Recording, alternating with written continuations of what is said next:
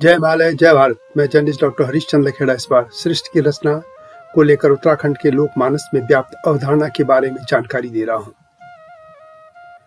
जब तक मैं आगे बढ़ूं तब तक आपसे अनुरोध है कि इस हिमालय लोक चैनल को लाइक और सब्सक्राइब अवश्य कर दीजिए और नोटिफिकेशन की घंटी को भी अवश्य दबा दीजिएगा। आप जानते हैं कि हिमालय क्षेत्र के इतिहास, लोक भाषा, संस्कृति, कला, संगीत, सरोकार आदि को देश दुनिया के सामने रखने के लिए हिमालय लोक चैनल लाया गया है।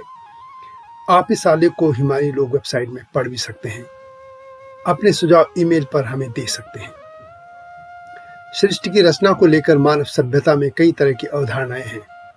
हर धर्म में अलग अलग कहानियां हैं और सनातन धर्म में भी सृष्टि की रचना को लेकर वैष्णवों, शैवों व शाक्तों की अलग अलग धारणाएं हैं। इसी तरह देश के विभिन्न क्षेत्रों में भी अलग अलग मान्यताएं रही हैं। उत्तराखंड में मान्यता है कि सृष्टि की रचना निरंकार देवता यानी भगवान शिव ने की। नेपाल की खसू में मान्यता है कि सृष्टि की रचना मस्टो देवता ने की।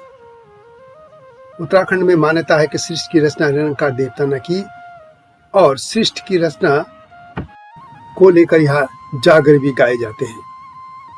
सृष्टि का निर्माण और निरंकार से संबंधित गाथा को लेकर डॉक्टर दिनेश चंद्र बलूनी अपनी पुस्तक उत्तराखंड की लोक कथाएं में लिखते हैं कि उत्तराखंड में प्रचलित पौराणिक गाथा के अनुसार पृथ्वी में सर्वप्रथम निरंकार विद्यमान था। उन्होंने सबसे पहले सूनी और जम्बू गरुड़ की उत्पत्ति की। इनकी उत्पत्ति के पश्चात ही सृष्टि की रचना मानी गई है। इस गाथा के अनुसार सृष्टि के आरंभ में न पृथ्वी थी, न आकाश, न पानी था, बल्कि केवल निरंकार था। पार्वती जी ने एकाकीपन से ऊबकर संसार की रचना के लिए भगवान शिव से याचना की। निरंकार ने अपनी दाईं जांघ मलकर मैल से गरुड़ी उत्पन्न की और बाईं जांघ मलकर एक गरुड़। गरुड़ी का नाम सोनी और गरुड़ का नाम जम्बू था। गुरु यानी शिव को आश्चर्य हुआ कि मुझे तो मानव पैदा करनी चाहिए थे, ये गरुड़ी गरुड़ कैसे पैदा हो गए। गरुड़ ने यौन प्राप्ति पर गरुड़ी से विवाह का प्रस्ताव रखा। गरुड़ी ने उसको डांटते हुए कहा कि हम तो भाई बहन हैं और तुम देखने में भी भद्दे हो। इस पर गरुड़ रो पड़ा। उसे देखकर गरुड़ी का हृदय द्रवित हो उठा। उसने गरुड़ के नेत्रों से निकले आंसू पी लिए। फलतः वह गर्भवती हो गई। गरुड़ दुखी होकर कैलाश छोड़कर कहीं दूर चला गया था। गरुड़ी का गर्भ विकसित होता चला गया और वह गरुड़ को ढूंढने लगी। गरुड़ मिला परंतु गरुड़ी से रूठा हुआ था। अंततः उसने अनुनय विनय कर से वह मान गया। दोनों कैलाश पर लौट आए।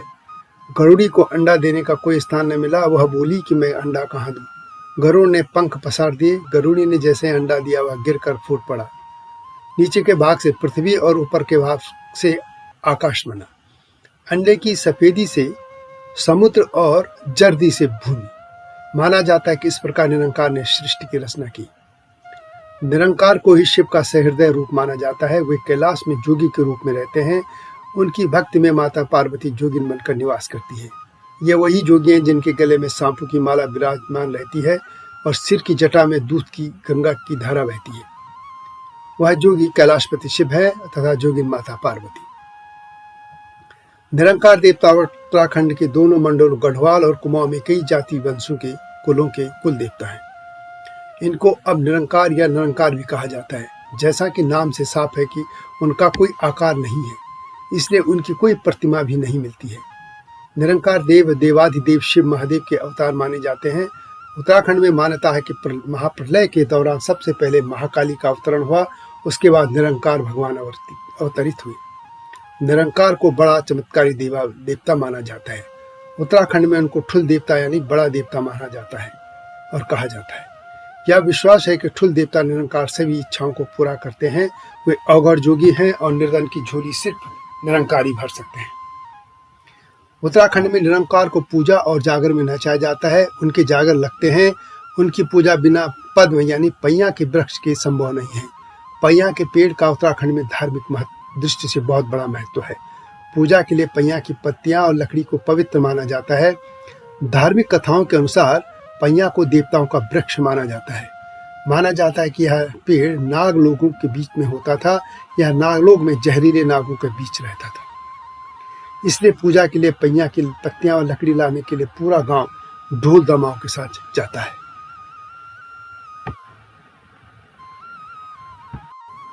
ऐतिहासिक तौर पर भगवान निरंकार को यहाँ की प्राचीन जातियों खश और कोलिय के युद्ध के देवता माना जाता है। पूरा हिमालय क्षेत्र शिव शक्ति का उपासक है, इसलिए भगवान शिव को ही यहाँ सृष्टि का रचयिता माना जाता है। यह भी जानने लायक है कि जब भगवान निरंकार की पूजा की जाती है तो उसमें भगवान विष्णु की भी पूजा होती है। जब निरंकार देवता को नहलाते हैं तो वह उनका विष्णु रूप होता है, जबकि जब उनका मद बनाते हैं तो तब उनके शिव के रूप में पूजा होती है। सृष्टि की इसी तरह की रचना को लेकर बोडो असम की भी एक कथा है, जिसमें कहा जाता है कि शक्तिमान अहोम गुरु ने 2 चिड़ियों की रचना की थी। पहली पुरुष और दूसरी मादा पाखी पाखनी, और इस तरह से वहां पे भी चिड़िया के अंडों से ही कहा गया है कि मादा चिड़िया ने 3 अंडे दिए, तब सर्वशक्तिमान अहोम गुरु की आवाज आई कि एक लंबे समय के बाद इन 3 अंडों से 3 विभिन्न जिंदगियां उत्पन्न होगी। और इसी तरह के चिड़िया की जो यह कहानी है यह भी उत्तराखंड में भी है। यह बताना आवश्यक है कि नाथ पंथियों ने निरंकार देवता को सिर्फ दलितों का देवता बनाने का असफल प्रयास किया था। नाथ पंथियों का पूरे हिमालय क्षेत्र में प्रभाव आज भी देखा जा सकता है। नाथों ने जिस तरह से बद्रिकाश्रम धाम का नाम बद्रीनाथ और केदारेश्वर धाम का नाम केदारनाथ कर दिया, इसी तरह से अमरनाथ और पशुपति नाथ के नाम भी नाथ जोड़ दिए। उसी तरह माना जाता है कि निरंकार को निरंकार बनाने का प्रयास किया गया। नाथों ने अद्भुत कथाएं जोड़कर निरंकार देवता को तंत्र मंत्र से जोड़ने का भी प्रयास किया। उनके नाम पर सुअर की बलि भी जोड़ दी गई।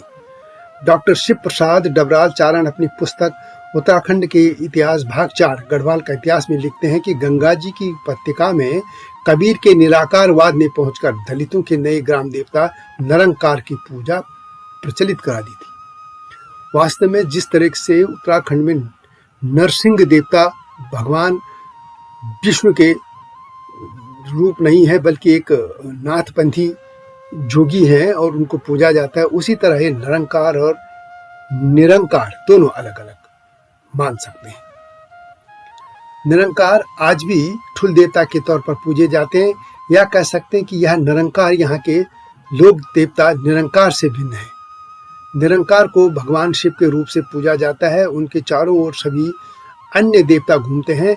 निरंकार के जागर में कहते हैं बोला बोला सगुन बोला कैलाश मां रहदा भोलेनाथ शंभु, भोलेनाथ शंभु संग पार्वती माता, भोलेनाथ शंभु दांत देखा तो की धुनी रमीचा, भोलेनाथ शंभु, इस तरह उनके जागर गाए जाते हैं।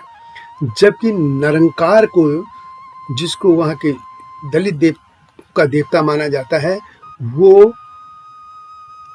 निरंकार के तौर पर उसमें कबीर पंथियों का ज्यादा उसमें प्रभाव देखा जाता है और उसकी कथा को इनके साथ भी जोड़ा गया था, लेकिन वास्तव में यह दोनों भिन्न है। तो यह था उत्तराखंड की सृष्टि की रचना को लेकर जनमानस की मान्यता और निरंकार देवता की गाथा। यह वीडियो कैसी लगी कमेंट में अवश्य लिखें। हिमालयी लोक चैनल को लाइक और सब्सक्राइब करना न भूलना, और इसके टाइटल सॉन्ग हम पहाड़ों को भी सुन लेना मेरा ही लिखा और इसी चैनल में। अगली वीडियो का इंतजार कीजिए। तब तक जय हिमालय, जय भारत।